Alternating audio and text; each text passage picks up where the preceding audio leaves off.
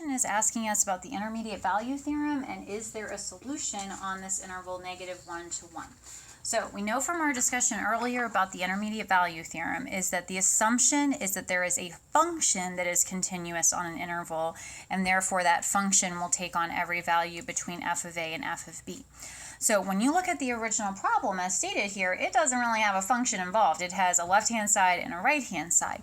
So what we first need to do is we need to define a function f of x, and we do that by moving everything over to one side.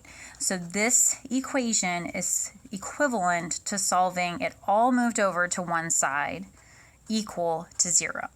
So we will define f of x to be equal to cosine x minus sine x minus 2.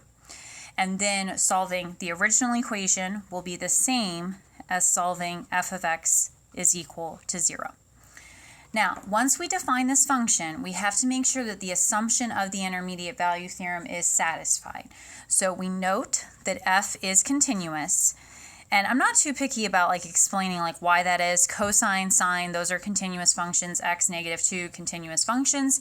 So it is a difference of a bunch of continuous functions, and therefore it is continuous. So f is continuous on the closed interval -1 to 1. Now, once we know that the assumption is satisfied, we then need to look at what f of a is. So that will be our -1. So we plug -1 into this function. So cosine of -1 minus sine of -1 minus -1 minus 2. Computing that, and again, that would require a scientific calculator, you have 0.38177.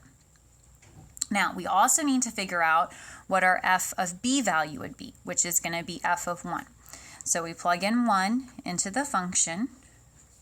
And again, this would require a scientific calculator. Figure out what this is, and that gives us -3.301.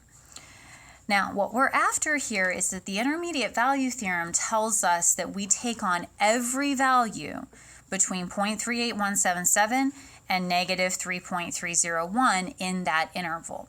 So if you think about -3.301 all the way to 0.38, taking on every single y value there, well, you are definitely going to hit 0.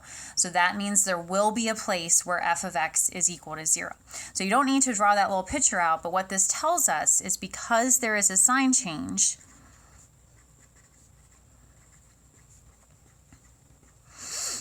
the intermediate value theorem indicates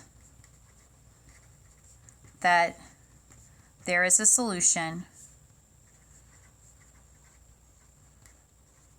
to f of x, and let me scoot this up, there's a solution to f of x is equal to 0. So there is going to be a value where we hit 0 in the interval -1 to 1.